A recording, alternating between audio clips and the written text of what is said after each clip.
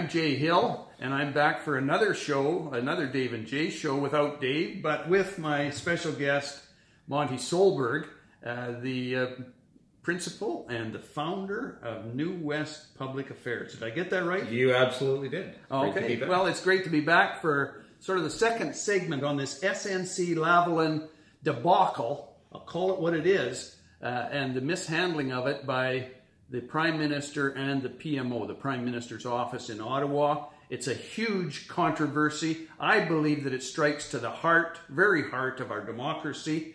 There's so many questions we didn't get to in our first program on this, Monty. Yeah, no, there's a lot to cover, and you know, people have a lot to answer for. I think the great fear of a lot of Canadians is that you know, this will get kicked down the road and we'll never really get to the bottom of it. But there's hope. There is hope. You know, there's a possibility we'll see Jody Wilson-Raybould appear before the Justice Committee and actually speak out and talk about what the Prime Minister, Gerald Butts, and Michael Wernick actually said to her and the pressure they applied. Well, and actually be given the freedom of speech that is a core of our democracy, that she would actually get the opportunity to say her part. I mean, everybody else has been lining up in front of the microphones, the Prime Minister, Gerald Butts, Michael Wernick saying, well, we said this and that, but we didn't pressure her. No, my goodness, we didn't do that. Well, if there's one place where there should be some free speech, you would think it's Parliament. You would think so. But right now, that's not what we're seeing. So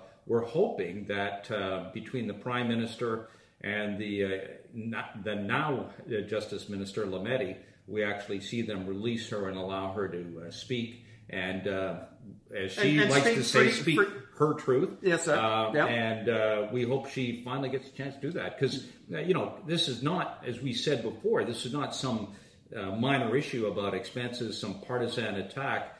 Obviously, partisans are very interested, but this goes to the root of democracy and the justice system. And justice can't be influenced by, you know, people sort of weighing in and trying to bully somebody into making a decision that she doesn't want to make and can't make in the law because she's not allowed, according to the law, to make decisions on anything except the evidence. Exactly. And that's not the case here. There's so many questions that we've got to get to in such a short period of time, but one that jumped out at me and many others is, why did Gerald Butts resign his position as principal secretary? Allegedly, he loved his job. Why did he resign and then turn around and say, in a long diatribe about the defense of what the wonderful things that they've been doing at the PMO and Trudeau's been doing, he said, well, we didn't do anything wrong. Yeah, and I didn't do anything wrong, so why would he resign? Well, I smacked everyone right away as being completely ridiculous. I mean, you don't jump away from, you know, when you resign, you start to admit guilt right away. I mean, that's the very first thing that comes to mind. There must be something behind this if you're going to resign. And then they throw in these non sequiturs, as did Michael Wernick, that had nothing to do with the issue. It was sort of a red herring. You drag across the trail. He was trying to distract, I think, people. And is that the job of our chief bureaucrat, our head civil servant, to try and cover for the Prime Minister? No, it really shouldn't be.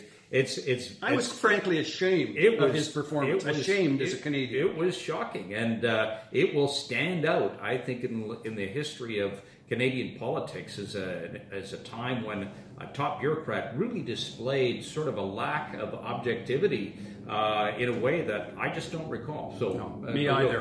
Me either. In fact, we look back at the clerks that you and I served with, people of the stature of Wayne Waters, just did a terrific non-partisan job heading up the civil service, and now we've got this. But let me get to another question, and this is a question that the leader of the official opposition, Andrew Scheer, has been trying to get out of our Prime Minister, out of Justin Trudeau.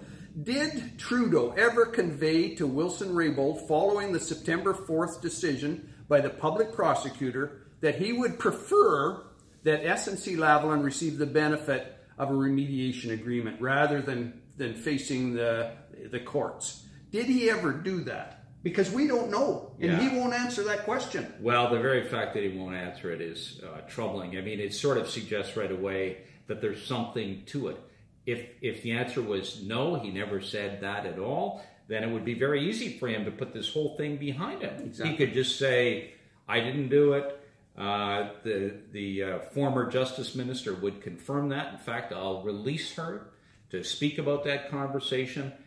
He could get rid of... I'll grant her freedom of speech. Absolutely. And, you know, he could do all of that. But unfortunately, that hasn't happened. So questions remain. The country is really gripped by this, and, you know, there's obvious and credible concern about whether or not there was this kind of interference. Yes. Well, and once again, we're out of time, Monty. It goes so quickly. But I think that we are digging a bit deeper into this whole issue, this controversy of the SNC Lavalin scandal that's rocking Ottawa, I might say, at least the Parliament of Canada in Ottawa. So thank you very much for being on the show. Dave used to always thank me, and so I was, you know, a guest. But I can legitimately thank you, Monty, for being on the show. Hit subscribe if you like what we're saying, and we'll be back again.